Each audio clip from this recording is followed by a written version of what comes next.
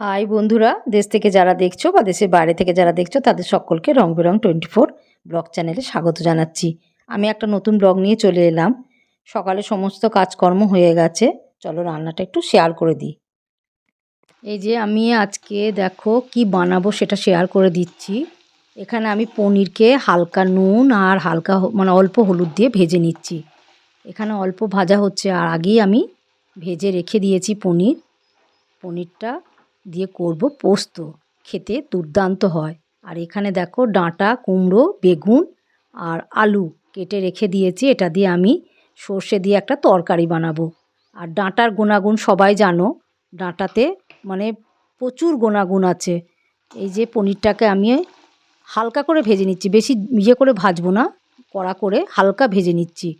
আর এই পনির পোস্তটা খেতে দুর্দান্ত লাগে, বড় ছোট সকলেরই এটা পছন্দের খাবার মনে হয়।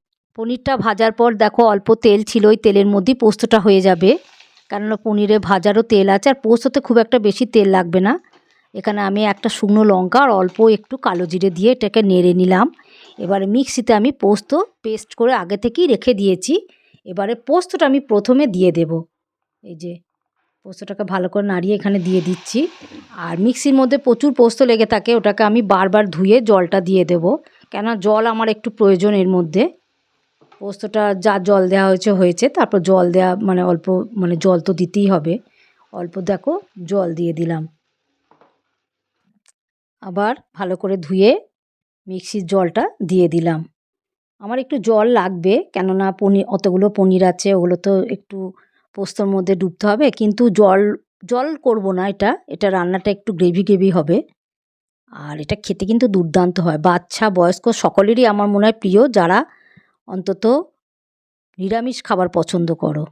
আর বাচ্চারা তো পনির খেতে পছন্দ করে আমি জানি, খুব সুন্দর, খেতেও খুব সুন্দর হয়। আর তরকারি তো অনেক খেয়েছি, নানা রকম মানে পনিরের তরকারি। এই পোস্তটা আমার খেতে খুব ভালো লাগে, আমি এতে একটু অল্প নুন অ্যাড করে দিলাম, কারণ বেশি হলে তো ভালো লাগবে না, ওই জন্য।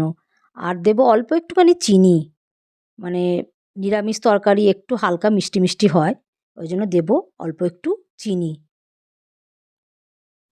এই দেখো ফুটে গেছে, দেবো একটু চিনি। এই পোস্তর সঙ্গে মিশে যাবে সব কিছুই, মিষ্টি নুন সব মিশে যাবে।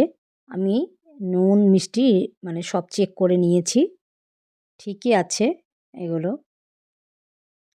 আর খেতে খুব সুন্দর, তোমরা একবার বানিয়ে দেখতে পারো। তরকারি অনেক খেয়েছি বলে আজকে পোস্ত বানালাম, তোমাদের সঙ্গে সব শেয়ার করলাম। পুরো প্রসেসটা তোমাদের সঙ্গে শেয়ার করছি, তোমরা এটা বানিয়ে নিয়ে দেখতে পারো, আমাকে জানাতে পারো। এটা ফুটে গেছে একদম, এবার আমি পনিরগুলো এর সঙ্গে অ্যাড করে দিলাম। পনিরগুলো তো এখন তো অ্যাড করি, সঙ্গে সঙ্গে তো আমি এগুলোকে নামাবো না, এই পনির সঙ্গে পোস্তটা মিশতে হবে, নাহলে কেমন ছাড়া ছাড়া লাগবে। এটাতে ভালো করে আমি নাড়াচাড়া করে দিলাম, দিয়ে আমি ঢাকা দিয়ে দেব, দিয়ে কিছুক্ষণ একদম আঁচটাকে কমিয়ে দেব, দিয়ে এটা কিছুক্ষণ হবে, তারপরে আবার ফিরে আসছে।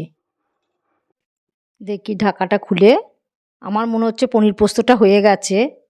এই দেখো, হ্যাঁ একদম পারফেক্ট। আমি ইতিমধ্যে মানে নুন চিনি কেমন ঠিক আছে নাকি চেক করে নিয়েছি, তোমরাও চেক করে নেবে। আর বানিয়ে বলো কেমন হয়েছে, এটা খেতে কিন্তু দুর্দান্ত হয়, খুব সুন্দর হয়, খুব ভালো লাগে। আর এটা তোমরা খুব চটজলদি বানিয়েও নিতে পারবে। আর মানে পনিরের অনেক কিছু আইটেম হয়, তার মধ্যে এটা আমার কিন্তু খুবই ভালো লাগে। তরকারি তো অনেক খেয়েছি, আজকে নতুন একটা রেসিপি তোমাদের সঙ্গে শেয়ার করে দিলাম। কেমন লাগছে রেসিপিটা দেখে তোমরা বলবে কিন্তু অতি অবশ্যই। একদম এরকমই গ্রেভি থাকবে। আর পনিরটা হয়ে যাওয়ার পর আমি ভাতটাও বসিয়ে দিয়েছি, ভাতটাও ফুট ধরে গেছে। ভাত, পনির পোস্ত আর ডাঁটার তরকারি। ডাঁটার তরকারিটাও আমার হয়ে গেছে, এটা আমি সর্ষে দিয়ে করেছি। এর রেসিপিটা যদি জানতে চাও তাহলে কমেন্টে জানিও, আমি এটা একদিন শেয়ার করে দেব। আর ডাঁটা তো মানে কি বলবো, গুণাগুণের একদম সমৃদ্ধ, আর এই তরকারিটা খেতেও দুর্দান্ত হয়। এখন ডাঁটার সময়, এখন ডাঁটাটা খুব ভালোভাবে খেয়ে নিতে হবে, পুরো প্রচুর পুষ্টিগুণ এর মধ্যে। রান্নাগুলো কেমন লাগলো জানাবে, ভালো লাগে যদি তাহলে অতি অবশ্যই ব্লগটাতে একটা লাইক করো, শেয়ার করো, সাবস্ক্রাইব করে দিও। তোমরা ভালো থেকো, সুস্থ থেকো, সাবধানে থেকো। Love you all. Bye bye. অন্য ব্লগে দেখা হচ্ছে।